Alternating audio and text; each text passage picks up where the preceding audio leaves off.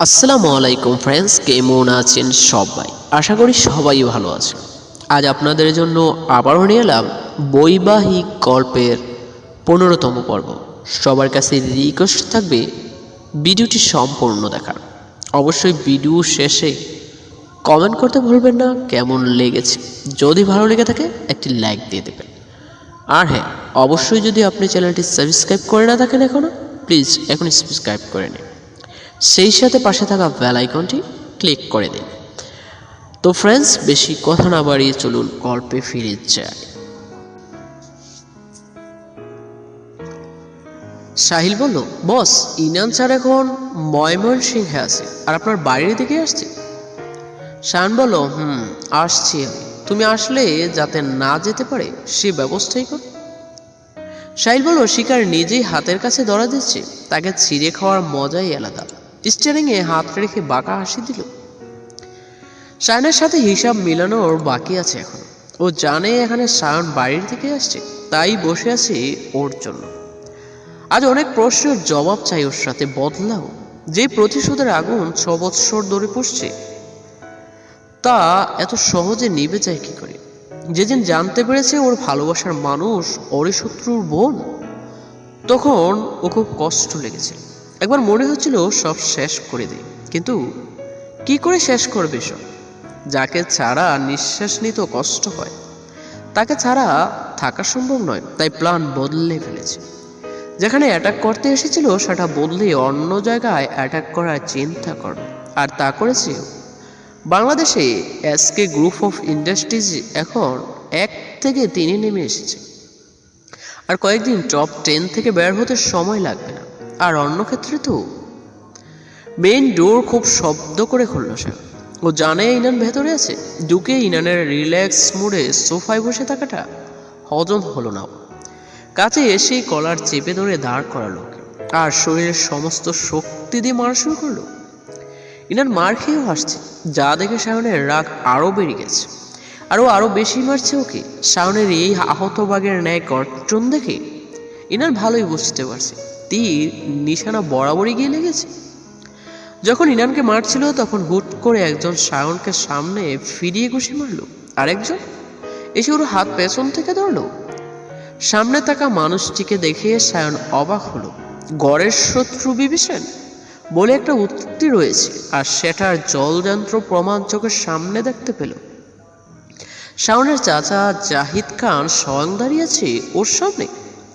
চাচার সাথে ওর ভালো সম্পর্ক কোনো কালেই ছিল না, তাই বলে ওর চাচার শত্রুপক্ষের সাথে হাত মিলিয়ে সত্যি মির্জাফর হয়ে গেল। নিজেকে সত্যি মেঘনাথ ভাবতে ইচ্ছে হচ্ছে, বলতে ইচ্ছে করছে, হায় তার তবু কর্ম ইচ্ছে মরিবার। কিন্তু যে তার হাত ধরেছে তাকে দেখে মোটেও অবাক হলো না। ওরই অ্যাসিস্ট্যান্ট ধরে রেখেছে ওকে।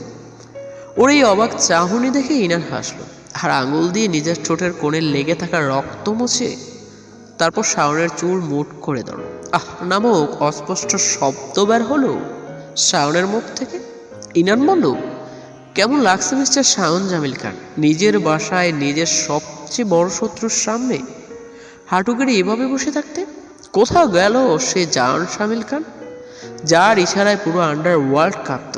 আন্ডারওয়ার্ল্ডের বাদশাহ, সাবেক বাদশাহকে এভাবে নিজের সামনে নতশ্রী বসিয়ে রাখতে আমার কি সেই লাগছে বলেই নিজের মনের স্বাদ মিটিয়ে মারছে ওকে। শাওন যখন কিছুটা দুর্বল হয়ে গেল তখন বলল, কিরে বললি না তো কেমন ফিল হচ্ছে তোর নিজেরই বন্ধুর এত বড় ধোকার সম্মুখীন হতে? শাওন শান্ত চাহনিতে তাকালো, তারপর বলল, কেন করলি এটা তুই আমার সাথে? বলতে কষ্ট হচ্ছে তবুও বলছি।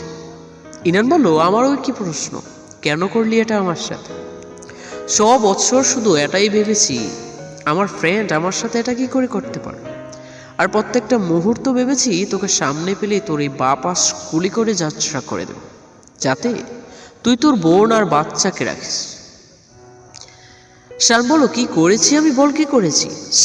ইনান বলল, সাহিল ছেড়ে দে ওকে, ও এমনিতেই আর আমাকে অ্যাটাক করার পজিশনে নেই। ইনানের কথা মতো সাহিল ওকে ছেড়ে দিল, কিন্তু পকেট থেকে গান বের করে ওর মাথায় ঠেকাল। ইনান বলল, জানতে যাচ্ছিলি না কি করেছিস? লয়ার এহসান চৌধুরীকে মনে আছে, যাকে নির্মমভাবে হত্যা করেছিস তুই, কারণ তোর লোকের বিরুদ্ধে লড়েছিল সে, আর তোর কথা মতো লড়া বন্ধ করেনি। তাই জানিস সে কি ছিল?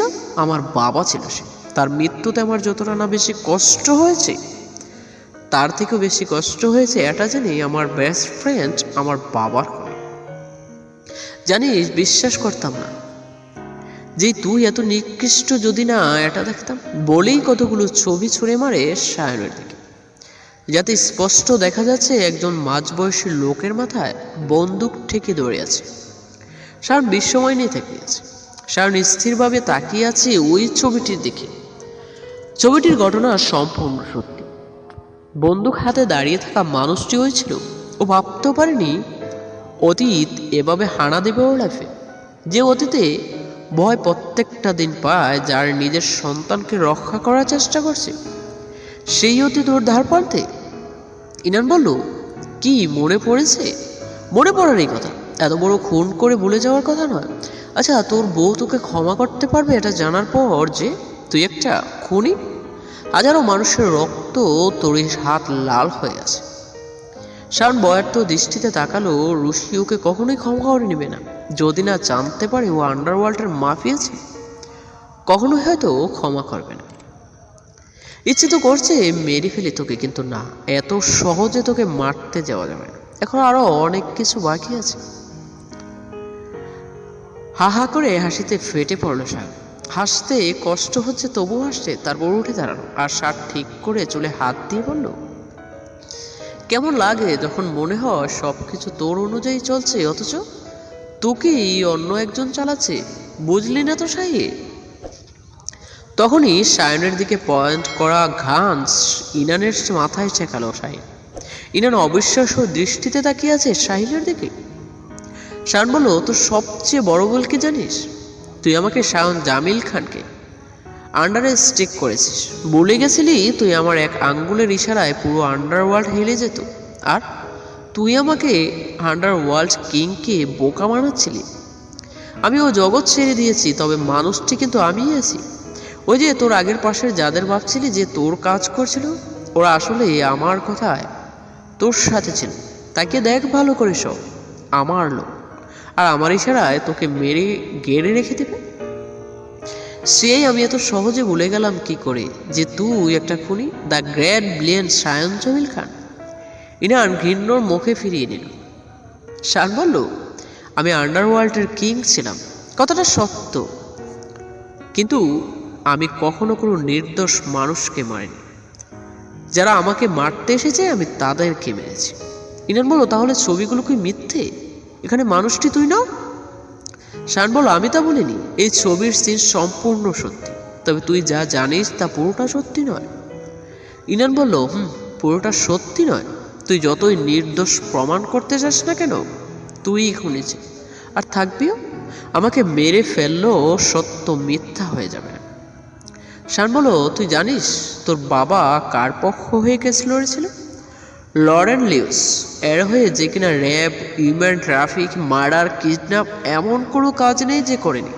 ক্যালিফোর্নিয়ায় ডন ছিল সে। একটা মেয়েকে র্যাপ করার ট্রাই করেছিল তার লোক, কিন্তু না করতে পারা মেয়েটিকে মেরে ফেলে দেব। আর আমার দলের লোক সেটাই দেখেছে। যেহেতু ওকে ওখানে শেষ করতে পারেনি, তাই ওর নামে মিথ্যের র্যাপিংয়ের কেস দিয়ে দিয়েছি। আর আমেরিকা এ ব্যাপারে কতটা স্ট্রং তা তো তুই জানিস। আমি তোর বাবাকে বারবার বলেছি লরেন লিউসের হয়ে কেস লড়তে না, কিন্তু সে শুনেনি। তাই তাকে কিডন্যাপ করে এনে বোঝাচ্ছিলাম, কিন্তু সে বোঝেনি। ইনান বলল, আর তাই তাকে মেরে দিয়েছিলি তুই, তাই না?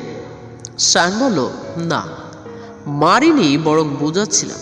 তবে আমার হাতে গান ছিল, যেটা দিয়ে ভয় দেখিয়েছি তাকে। পিছু হাঁটতে বলেছিলাম, কিন্তু সে সরেনি। পরে লরেন লিউসের বিরুদ্ধে তথ্য তাকে দিয়েছিলাম, সাথে প্রমাণও, আর সে কেস বন্ধ করে দিতে রাজি হয়ে আমাকে বলেছিল লড়বে না।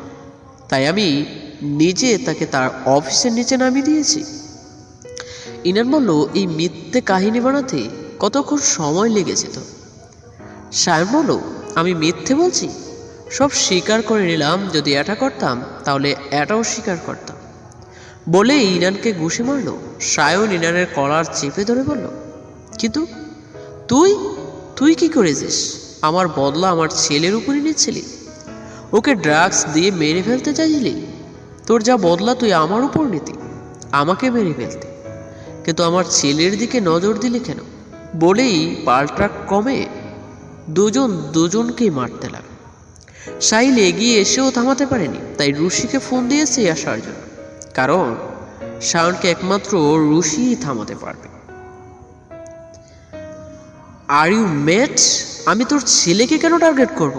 হ্যাঁ মানছি, অনেক আগে আমি তোর ছেলের সন্তানকে খুঁজে তোকে শাস্তি দিতে চেয়েছিলাম, কিন্তু তাদের ক্ষতি করার ইচ্ছে আমার কখনোই ছিল না। তাছাড়া আমি প্ল্যান অনেক আগেই চেঞ্জ করে তোর কোম্পানির টার্গেট করেছি, যা তুই নিশ্চয়ই টের পেয়েছিস। শান বলো, তাহলে তুই আসার পর থেকে আমার ছেলের অবস্থা কেন হয়েছে, আর ওর শরীরে ড্রাগস কোথা থেকে আসলো? ইনান বলল, সেটা আমি কি করে জানবো? আমি তোর উপর প্রতিশোধ নিতে চেয়েছি, কিন্তু তোর ফ্যামিলিকে কখনোই টার্গেট করিনি। তুই ভাব, যদি ফ্যামিলিকে টার্গেট করাই থাকতো তাহলে তোর একমাত্র বোনকে তো টার্গেট করতে পারতাম। আমি কিন্তু এতটাও নিকৃষ্ট নই। তো ফ্রেন্ডস, আজকের পর্ব এ পর্যন্তই। আশা করি সবারই ভালো লেগেছে। যদি ভালো লেগে থাকে একটি লাইক দিয়ে দেবেন। আর হ্যাঁ, আশা করি আগামী পর্বেই এই গল্পটি শেষ করে দেব। আর সবার কাছে আরও একটি গুড নিউজ রয়েছে, যদি আপনারা চান এই গল্পের সিজন 2 অবশ্যই দেব, আর না চাইলে এখানেই দি এন্ড। তো আজ আসি, দেখা হবে আগামী পর্বে। আল্লাহ হাফেজ।